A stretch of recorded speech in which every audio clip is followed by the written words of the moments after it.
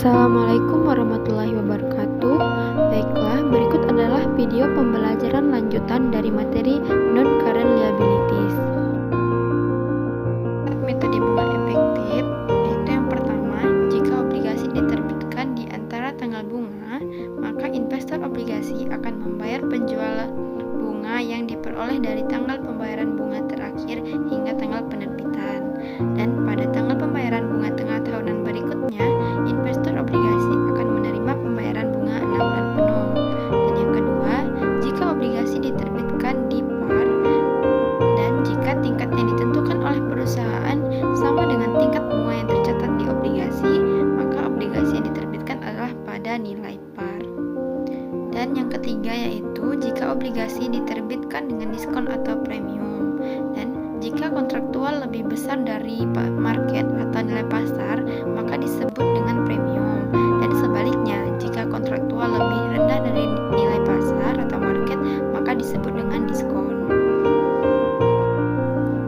Selanjutnya yaitu hutang wesel jangka panjang. Nah, di mana perlakuan akuntansi pada hutang wesel jangka panjang ini mirip atau sama dengan obligasi, yaitu di mana yang pertama, wesel dinilai pada nilai sekarang dari bunga masa depan dan arus kas pokok, dan yang kedua, perusahaan mengamortisasi diskon atau premi selama umur wesel.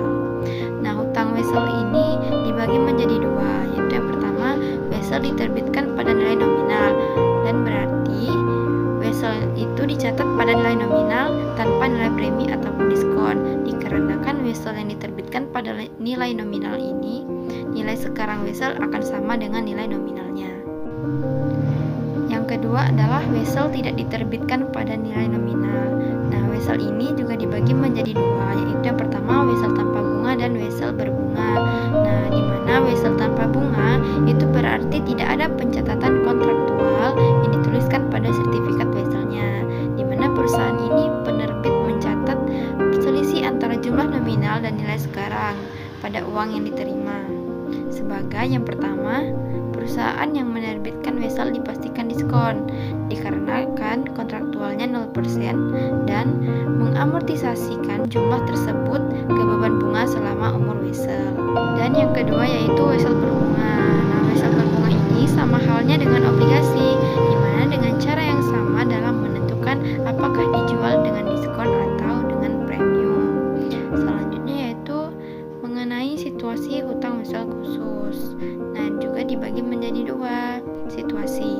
Yang pertama itu wesel yang diterbitkan dikarenakan membeli barang atau aset atau membayar jasa yang diterima dari pihak lain.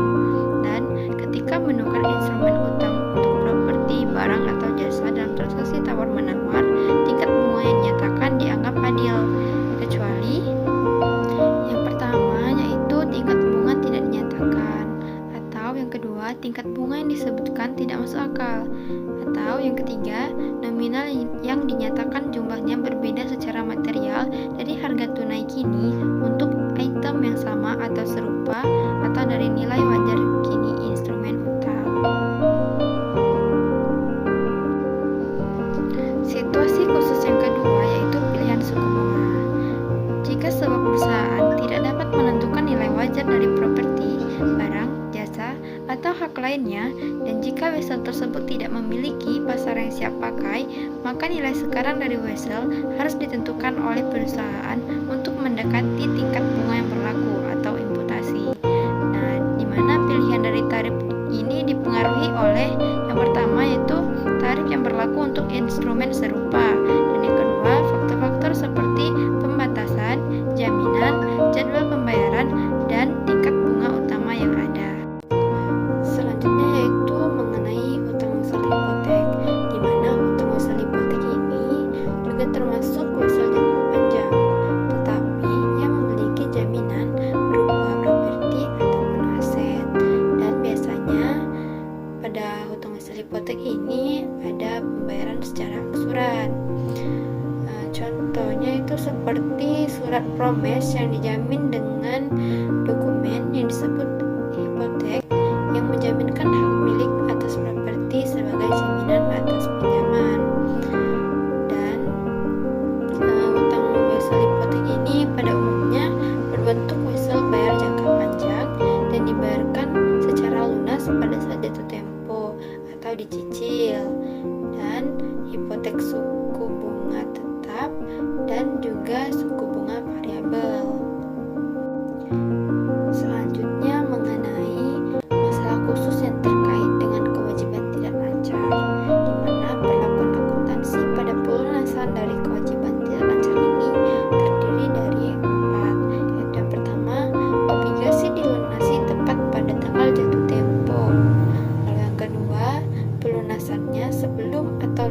kapan dari tanggal jatuh tempo. Ini berarti tidak dilunasi sebesar nilai nominal.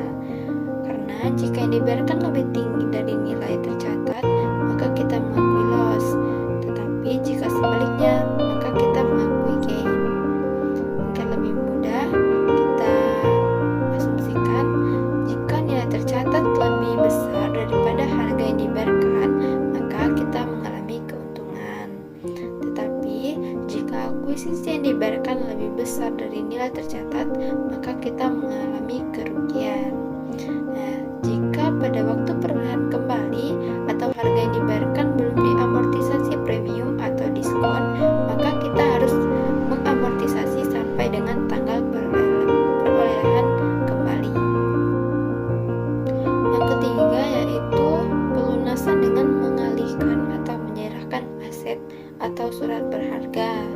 Dengan catatan, kreditor harus memperhitungkan aset non-kas atau kepentingan ekuitas yang diterima pada nilai wajar.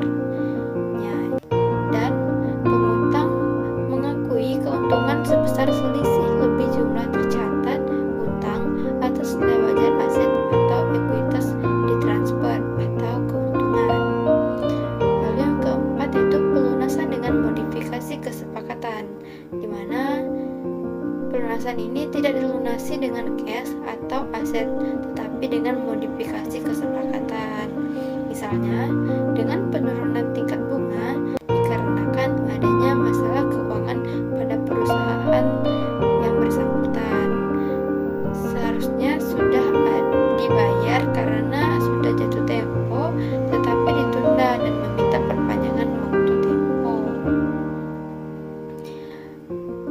Dan kreditor ini mungkin menawarkan satu atau kombinasi dari modifikasi berikut ini. Ada 4, yaitu yang pertama, pengurangan tingkat bunga yang ditetapkan. Yang kedua, perpanjangan tanggal jatuh tempo